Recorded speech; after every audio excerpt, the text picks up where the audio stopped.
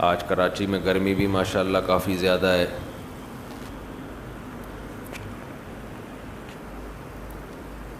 اللہ تعالیٰ اپنی توفیق سے ہمت دے دیتے ہیں روزہ رکھنے کی بھی، تراویح پڑھنے کی بھی. اس پر اللہ کا جتنا بھی شکر ادا کیا جائے کم ہے.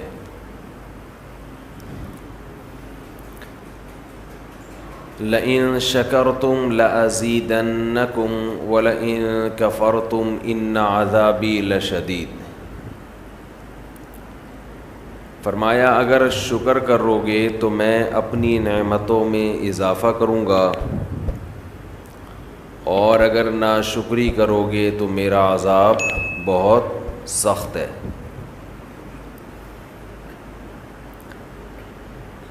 شکر جو ہے یہ صرف دنیاوی نعمتوں پر نہیں ہوتا. اللہ نے آپ کو صحت دی، مال دیا، عافیت والی زندگی دی، صرف اس پہ شکر نہیں ہے. اگر کسی نیکی کی اللہ نے آپ کو توفیق عطا فرمائی تو اس پر بھی اللہ کا شکر ادا کرنا لازم ہے.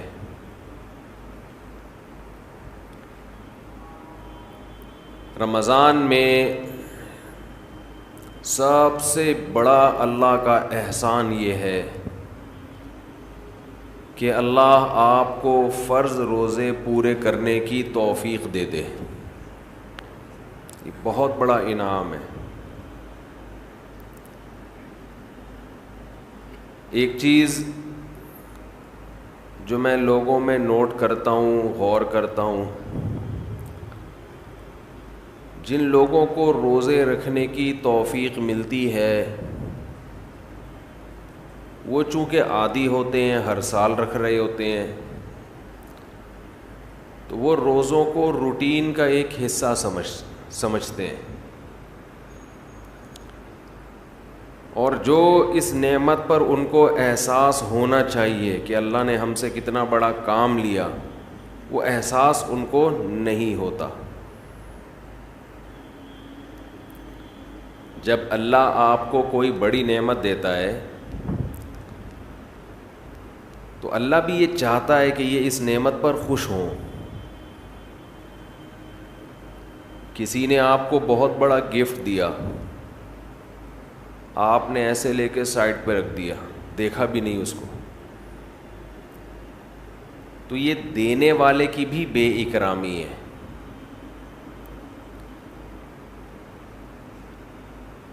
تو جیسے اللہ یہ چاہتے ہیں کہ لوگ گناہوں پہ خوف زدہ ہوں، گناہ کر کے ندامت ہو، جرم کا احساس ہو، اسی طرح اللہ یہ چاہتے ہیں کہ نیکی کر کے ان میں شکر کا جذبہ پیدا ہو، خوشی محسوس ہو. اگر کوئی شخص گناہ کرتا ہے تو جس کا آخرت پر یقین نہیں ہے اسے گناہ کر کے کبھی بھی شرمندگی محسوس نہیں ہوگی، وہ کرتا چلا جائے گا. لیکن اگر آپ گناہ کرنے کے بعد شرم محسوس کرتے ہیں، ندامت ہوتی ہے، تو یہ ایمان کی علامت ہے، آخرت پر یقین کی علامت ہے، اللہ کے وجود کے یقین کی علامت ہے. بالکل اسی طرح اگر نیکی کر کے خوشی محسوس ہوتی ہے تو یہ بھی ایمان کی علامت ہے، خوشی کی، یہ بھی آخرت پر یقین کی علامت ہے. اور اس کا ایک دنیا میں فائدہ یہ ہوتا ہے کہ اس سے مزید نیکی کی توفیق ملتی ہے. رمضان میں شیطان ایک دھوکہ یہ دیتا ہے کہ آپ نے اگر روزے رکھے ہیں تو کون سا تیر مار لیا، ساری دنیا روزے رکھ رہی ہے. یہ شیطان کا بہت بڑا حملہ ہے.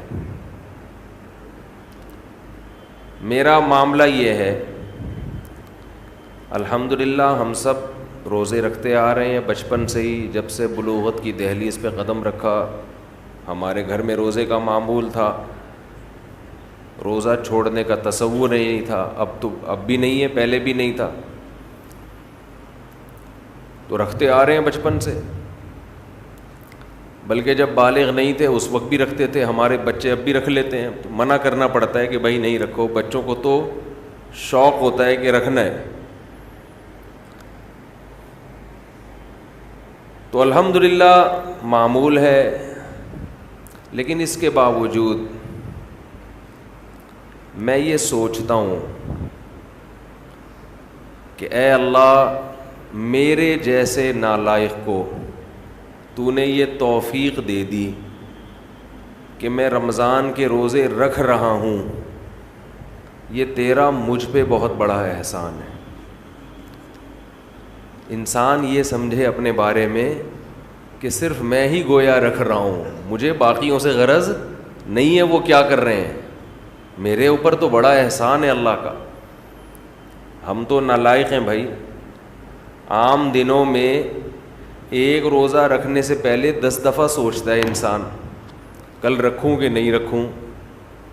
رکھتا ہے تو ایسا سمجھتا ہے جیسے آج ہم نے بہت بڑا تیر مار لیا کوئی.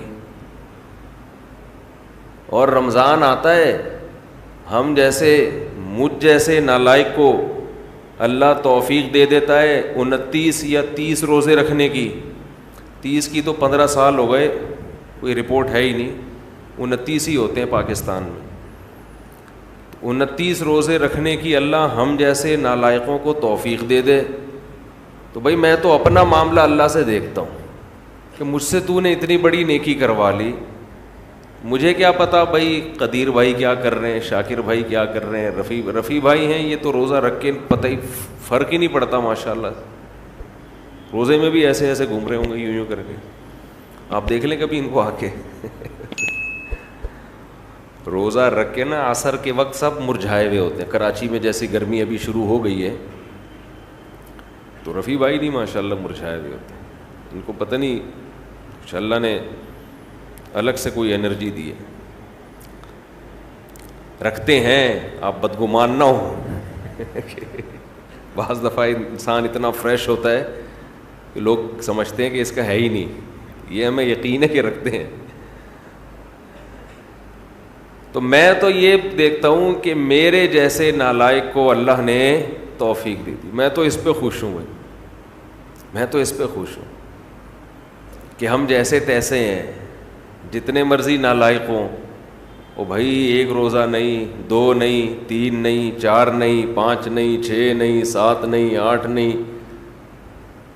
اللہ نے کتنے روزے ہم سے رکھوا لی. تو ایک دل میں راحت محسوس ہوتی ہے، خوشی محسوس ہوتی ہے. ہاں تھوڑا سا یہ خوف بھی ہونا چاہیے، تھوڑا سا، کہ ایسا نہ ہو کہ ہماری کسی بدعملی سے اجر ضائع ہو جائے. یہ خوف بھی ضروری ہے. یہ خوف بھی تاکہ اترائے نہیں انسان. لیکن اصل تو یہ ہے کہ یہ کیا ہے؟ نعمت ہے. ہمارے نبی صلی اللہ علیہ وسلم سے بھی ثابت ہے. ہمارے نبی اپنے آپ کو موٹیویٹ کرتے تھے روزہ رکھ کے. اپنے آپ کو موٹیویٹ کر رہے ہیں، اپنی حوصلہ افزائی کر رہے ہیں. کیسے حوصلہ افزائی؟ جب آپ صلی اللہ علیہ وسلم روزہ افطار کر لیتے، کیسے انسان کو خوشی محسوس ہوتی ہے نا. آج خوشی اس لیے نہیں ہو رہی کہ سحری میں 3 پراٹھے پھوڑے ہوئے ہوتے ہیں، پھینیاں کھجلے کھائے ہوئے ہوتے ہیں، بھوک ہی نہیں لگ رہی ہوتی. وہ تہ جو بیٹھنا شروع ہوتی ہے عصر مغرب میں جا کے، تو وہ جو ڈکاریں، اکثر لوگ مجھ سے رمضان میں یہ پوچھ رہے تھے کھٹی ڈکاریں نگلنے سے روزہ تو نہیں ٹوٹتا؟ ایسا لگتا ہے ہر آدمی کھٹی ڈگاریں ہی نگل رہا ہے سارا دن بیٹھ کے. کیونکہ ہر آدمی یہ مسئلہ پوچھ رہا ہوتا ہے کھٹی ڈکاریں نگلنے سے روزہ تو نہیں ٹوٹتا. ابے بھائی تو کیا ڈکاروں کے علاوہ اور کوئی کام نہیں ہے کیا؟ بہرحال یہ تو میں ایسے ہی کہہ رہا ہوں, لیکن جتنا مرضی 3 یا 4 بھی کھا لو تو بھی بہرحال انسان ایک مجاہدہ کرتا ہے. تبھی تو دنیا پرست آدمی ایک روزہ بھی نہیں رکھتا. ہٹے کٹے لوگ دیکھے ہم نے, ڈاکٹروں نے ان کو کہا ہوا بھی ہے کہ تم نہیں کھاؤ, تمہارے لیے کھانے کے علاوہ دنیا کا ہر کام تم پہ سوٹ کرتا ہے, پھر بھی روزہ نہیں رکھتے. ان سے نہیں رہا جاتا 2-4 گھنٹے بھی کچھ کھائے پیے بغیر. ان کو چائے چاہیے, ان کو گٹکا چاہیے, ان کو پان چاہیے, ان کو نسوار چاہیے, ان کو روٹی چاہیے, ان کو کچھ نہ کچھ جانوروں کی طرح جگالی کرنے کے لیے چاہیے کہ منہ گھومتا رہے ان کا. ہے روزہ خور, آپ دیکھ لو, کھا رہے ہیں, ان سے نہیں برداشت ہوتا. گھر میں سب کا روزہ ہوتا ہے, بوڑھوں نے رکھا ہوا ہوتا ہے. لوگ ہمیں آ کے بتاتے ہیں سب کا روزہ ہے, ایک نالائق بیٹا ہے ہٹا کٹا جوان, اس سے نہیں رکھا جاتا, گھر میں نحوست کا ذریعہ بنا ہوا ہے.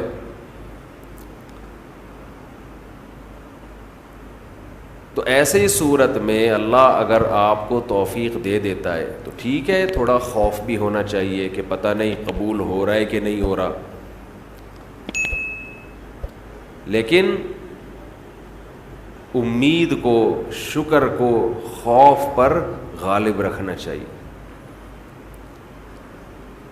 تو میں یہ عرض کر رہا تھا ہمارے نبی بھی اپنے آپ کو موٹیویٹ کیا کرتے تھے. کیسے؟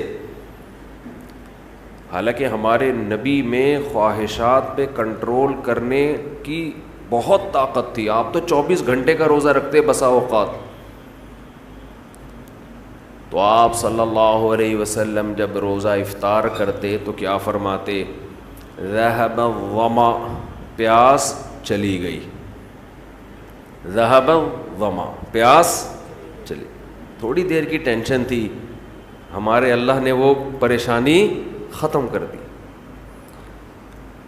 وَبَتَلَّتِ الْعُرُوقُ, رگیں تر ہو گئیں. جو خشکی جسم میں تھی, ایک چہرے پہ انسان کے خشکی پیدا ہو جاتی ہے نا, تو آپ صلی اللہ علیہ وسلم فرماتے ابتلت العروق, رگیں تر ہو گئی.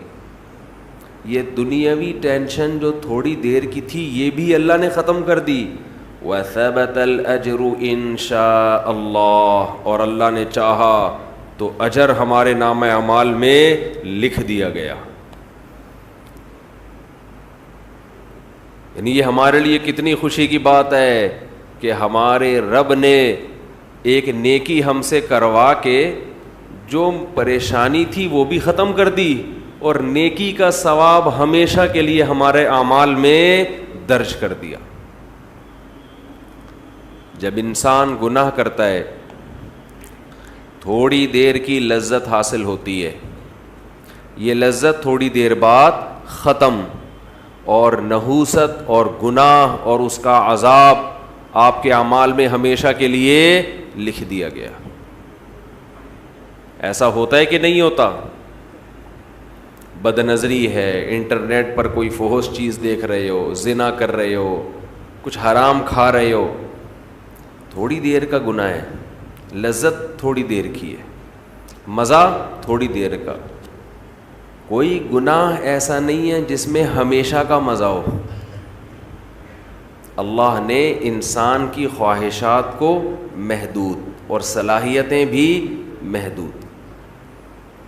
جو لوگ جوانی میں زنا کرتے ہیں, 1 بار کریں گے, 2 بار کریں گے, ان کو زنا میں بھی لذت نہیں رہتی, پھر وہ عادت پڑ جاتی ہے حرام کی, گند میں منہ مارنے کی, لیکن وہ لذت نہیں رہتی. اور جب عمر آہستہ آہستہ بڑھتی ہے, بڑھاپا آتا ہے, تو ٹھڑک باقی رہ جاتی ہے, زنا کرنے کی طاقت ختم. مچلتا رہتا ہے ہر وقت, سسکیاں لیتا رہتا ہے, ایک ٹینشن ساری زندگی کی. لیکن طاقت کیا ہو گئی؟ خوب سمجھ لیں جو جوانی میں زنا کرتا ہے، خوب سمجھ لے بڑھاپے میں زنا کا جذبہ کبھی بھی ختم، بول لینا، نہیں ہوتا. اس خوش فہمی میں نہ رہنا کہ ہم جوانی میں زنا کر رہے ہیں تو بڑھاپے میں خود ہی چھوٹ جائے گا. نا نا نا نا نا نا نا، یہ بہت بڑی بھول ہے. زنا کا شوق بڑھاپے میں، اگر جوانی میں نہیں چھوڑا زنا تو بڑھاپے میں یہ شوق ختم نہیں ہوتا. اب خود سوچو، ایک چیز کا شوق باقی ہے لیکن اس کی طاقت ختم ہو گئی، تو کس قدر ٹینشن ہے، کس قدر عذاب ہے یہ آئے گا. تو میں جلدی سے بیان کو سمیٹتا ہوں. میں یہ عرض کر رہا تھا، دیکھو میرے بھائی، اگر اللہ نے آپ میں کوئی اچھی بات رکھی ہے، کسی نیکی کی توفیق دی ہے، تو اس کا بھی استحضار کرنا چاہیے. استحضار کا مطلب اس کے بارے میں ہمیں سوچنا چاہیے، اس کی ہم قدر کریں، اس پہ اللہ کا شکر ادا کریں. یہ نہ دیکھیں سب روزے رکھنے تو ہم نے رکھ لیا تو کیا ہو گیا، بھائی سب کا نہیں پتا، ہم تو نالائق ہیں یار، سب تو بہت نیک ہیں، وہ تو رکھ سکتے ہیں، ہم جیسے نالائق کو اللہ نے توفیق. میرا جو اللہ سے معاملہ ہے، مجھے کیا پتا آپ کا کیا معاملہ ہے، میں تو اپنا معاملہ دیکھوں گا. تو ہمارے نبی اپنے آپ کو موٹیویٹ کیسے کرتے تھے؟ ذہب الظما، پیاس چلی گئی، وابتلت العروق، رگیں تر ہو گئیں، وثبت الاجر انشاء اللہ، اور اللہ نے چاہا تو اجر ہمارے اعمال میں لکھ دیا گیا، اجر لکھ دیا گیا ہے. تو اس سے انسان کو اگلے دن دوبارہ روزہ رکھنے کا حوصلہ ملتا ہے. اور گناہ میں الٹا، تھوڑی دیر کی لذت، یہاں سے بات شروع ہوئی تھی کہ جوانی میں بھی یہ لذتیں اگر آپ نے کنٹرول نہیں کیا نا تو بڑھاپے میں یہ لذتیں بڑھیں گی، مگر گناہ کرنے کی طاقت کیا ہو جائے گی؟ ختم. تو حسرت، افسوس، ٹینشن والی زندگی. تو اس لیے جوانی میں اپنے آپ کو نیکی کا عادی بنا لو، اس سے بڑھاپا بڑا خاندانی گزرے گا. اللہ اللہ کی بڑھاپے میں توفیق ملے گی. جوانی میں تسبیح کی عادت ڈال لو. سمجھتے ہو؟ نہیں آ رہی سمجھ میں؟ جوانی میں کیا عادت ڈال لو؟ تسبیح کی. نبی صلی اللہ علیہ وسلم نے فرمایا، صحیح بخاری کی آخری حدیث، کلیمتانی خفیفتانی علی اللسانی ثقیلتانی فی المیزان حبیبتانی الی الرحمن سبحان اللہ وبحمدہ سبحان اللہ العظیم. دو کلمات زبان پہ بہت ہلکے، ترازو میں بہت بھاری، اور رحمان کو بہت محبوب. ایک سبحان اللہ وبحمدہ، دوسرا سبحان اللہ العظیم. یہ آپ نے اگر جوانی میں اپنے آپ کو ذکر کا عادی بنا دیا، بڑھاپا بڑا اچھا گزرے گا. ہماری مسجد میں ایک بزرگ ہیں، پابندی سے تراویح پڑھتے ہیں. آج فجر میں پتہ چلا کہ روزانہ 20 پارے تلاوت کا معمول ہے. میرا خیال ہے 70 سال عمر تو ہوگی. 70 سال میں روزانہ کتنے پارے پڑھ رہے ہیں؟ 20. کیا یہ عادت انہوں نے بڑھاپے میں ڈالی ہے؟ بڑھاپے میں اتنی ہمت نہیں ہوتی. یہ عادت کب سے پڑی ہوئی ہوتی ہے؟ جوانی میں روز 20 نہیں پڑھتے ہوں گے، 2 پڑھتے ہوں گے، 3 پڑھتے ہوں گے، لیکن جیسے جیسے عمر بڑھ رہی ہے وہ تعداد کم ہونے کے بجائے، بولو، وہ شوق بڑھتا چلا جا رہا ہے. عین ممکن ہے کچھ دنوں کے بعد یا چند سالوں کے بعد صحت اجازت نہ دے، عین ممکن ہے، لیکن شوق تلاوت کا کم ہونے کے بجائے بڑھے گا. اور اللہ اجر کس پہ لکھے گا؟ شوق پہ. حدیث میں آتا ہے کسی کا کوئی معمول تھا، صحت خراب ہونے کی وجہ سے معمول چھوٹ گیا تو اللہ اس کے اعمال میں وہ نیکی لکھتے رہتے ہیں.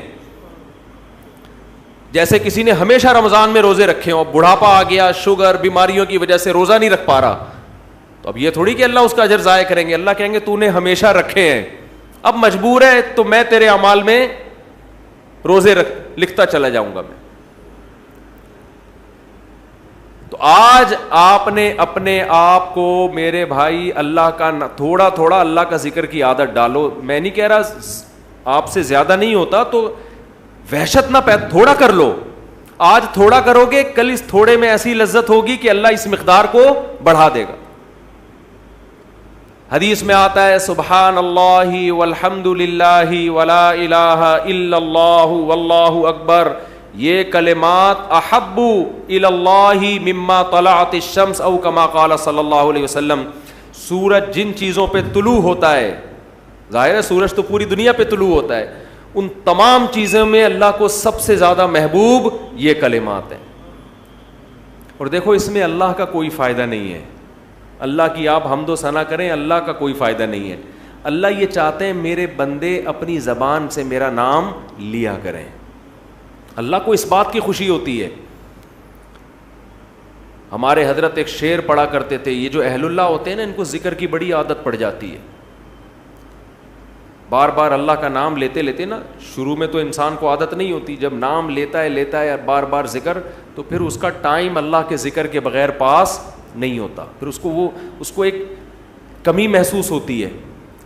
کسی کو چائے کی عادت پڑ جائے، چرس کی عادت پڑ جائے، سگریٹ کی عادت پڑ جائے، نہیں ملے تو تڑپتا ہے نا، تو جس کو ذکر کی عادت پڑتی ہے نا، اس کو جب ذکر کا ٹائم نہ ملے تو اس کا دل پریشان ہوتا ہے، اس کو اللہ کے نام میں ایک چسکا آنے لگتا ہے۔ لیکن یہ پہلے دن نہیں ہوگا، عادت ڈالنی پڑے گی، تو روز آنا اس کا معمول بنا لیں، 100 دفعہ صبح 100 دفعہ شام تسبیح کا معمول بنا لیں۔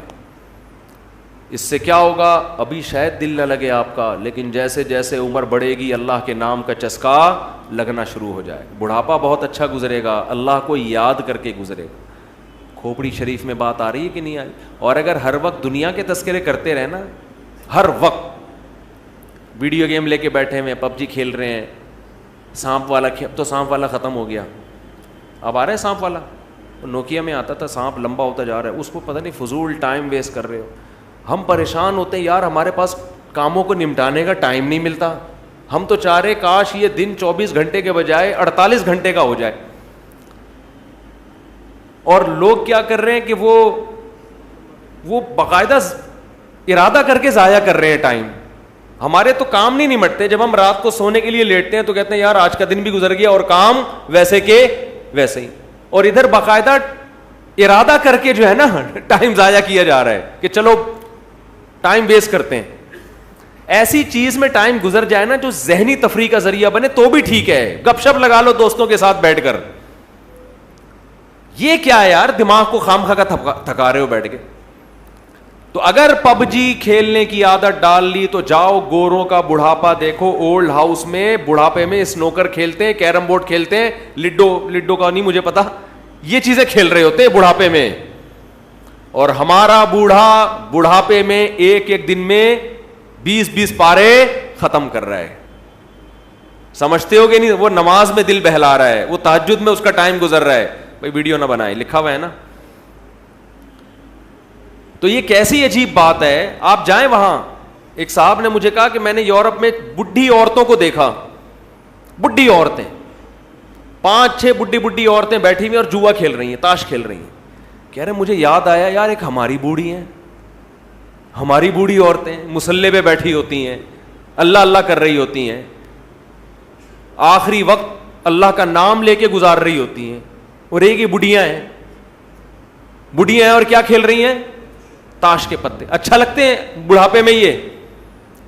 ہمارے بوڑھے کو دیکھو، آدمی کا دل چاہتا ہے اس سے دعا کروائے کہ بابا جی میرے بھی سر پہ ہاتھ رکھ لو۔ جو تاش کھیل رہی ہو بیٹھ کے اس بڈھی سے دل چاہے گا؟ اسے تو آدمی نصیحت کرے گا کچھ اور کر لے، تھوڑے دنوں میں اتنا راشا آئے گا نا ہاتھوں میں تھوڑے دنوں میں کہ ایک پتے کے بجائے 2 گر رہے ہوں گے، 2 پتے ایک ساتھ گر رہے ہوں گے۔ تو اس لیے کارآمد بنا لو، کچھ تھوڑا بہت اللہ کا نام لے لیا۔